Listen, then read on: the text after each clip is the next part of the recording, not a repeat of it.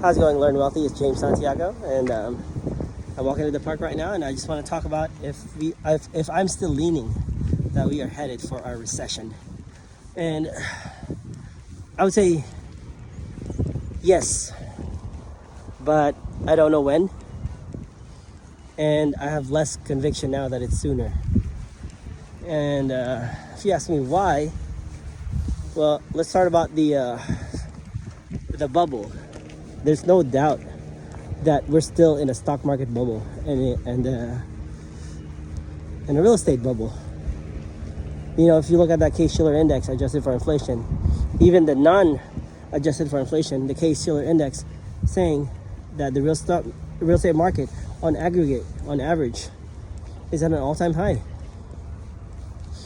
And if you look at the price of real estate compared to income, it's saying the price of real estate is also at an all-time high compared to people's wages. And if you look at the Buffett indicator, whether you're looking at the S&P or the Wilshire 5000, you know, it's still showing that the stock market is at an all-time high. That is twice the size of the US GDP. So there's no doubt we're in a bubble, you know. But then again, we're always in a bubble. But you know, so we're always in a bubble. You can either be at the bottom of the bubble, or at the peak of the bubble, or in the middle. You know, so we don't know. I'm not sure if we're already peaking.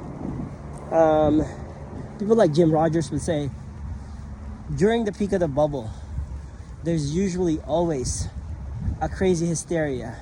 And I don't know, I've seen a video of him like a month ago or something, that he hasn't seen a hysteria yet. So, you know, if you think about late 2020 as well, we had a super quick recession. We had a super short inversion of the yield curve. And then they just kind of stopped that recession with by printing 25 to 30% of the money supply at that time. And there's no saying they can't do that again. Our monetary system is pretty much still the same. You know, the US Treasury still works the same. The Fed still works the same. You know. And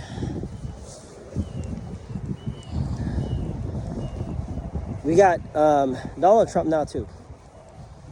I always say, like, the yield curve, the Psalms rule, all these super powerful recession indicator historically, they're like 99% accurate, right? So I would always say, like, it doesn't matter who the president is, you know. They can always, you know, the Psalms rule, the yield curve, they didn't care who the president was. If they said historically, if the yield curve inverts and that's saying we're heading for a recession, we go into recession, and our yield curve inverted 2 years ago.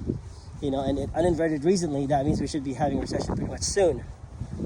But, you know, I'm always thinking twice, because what economics is, it's always, we're always playing with probabilities.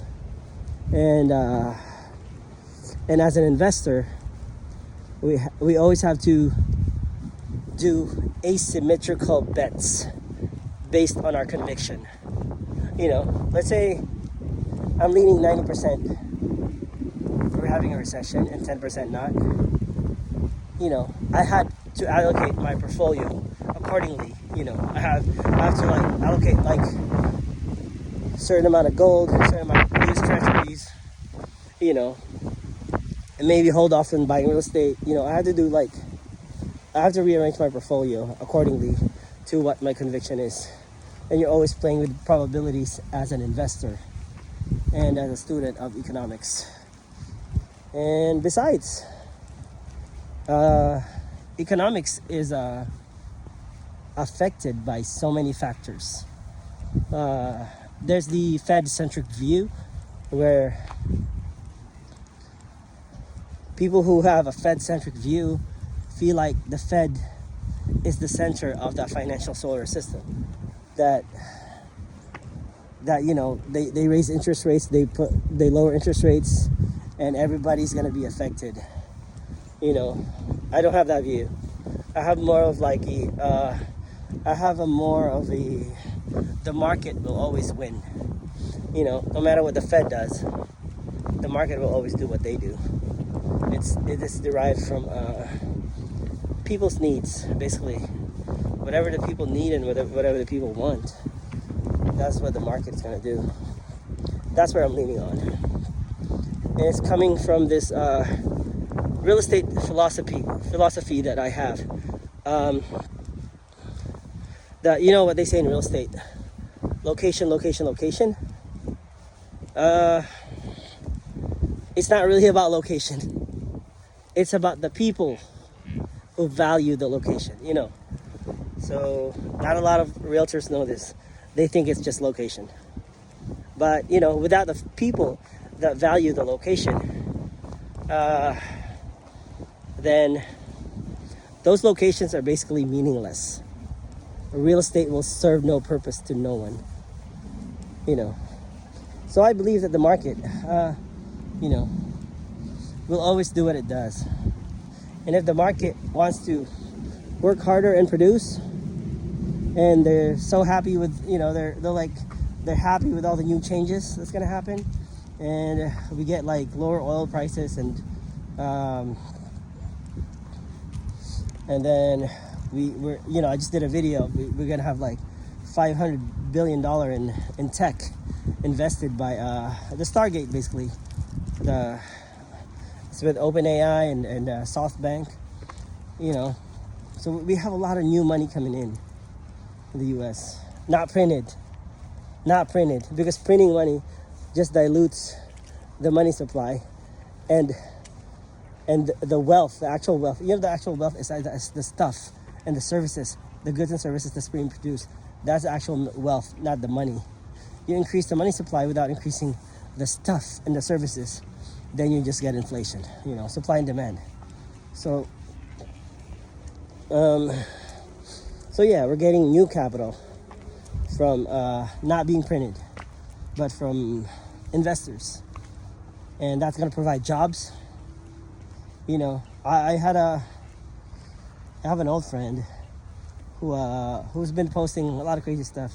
He's he's an extreme, I think, far left, as left as you can go. So he said Trump signed a bunch of laws and they won, but he hasn't lowered the price of eggs yet. I mean, you literally love a person who worked for you for 4 years and kept raising the prices of eggs, and you're totally fine with him. I mean, what do you really want? But there's a lag effect when you implement something as a law, and when the Fed prints money into the economy, when investors put in capital into the economy, it takes time for that capital to go into the economy. That's the lag effect. Basically, the market has to get that money. It has to flow. It has to create jobs first. It has to approve loans first and make new capital, and and start new businesses. But yeah, that's how wealth is made. Really, not by printing money. So I'm hopeful and very positive, and I still have a little bit of maybe 40% leaning. I'm still leaning 40% that we're 30-40 that we're gonna have a recession this year. But I'm also hopeful. So yep, based on that, I'm accumulating. I'm allocating my portfolio accordingly. So again, you're gonna have your different set of values. You're gonna have your different set of beliefs on what's happening. You're gonna have your different set of understanding, and just keep learning more and more, and allocate your portfolio as best as you can. Alrighty, that's about it. That's about my rant. And I love y'all. Thank you for watching Learn Wealthy. All right, I'll see you in the next video.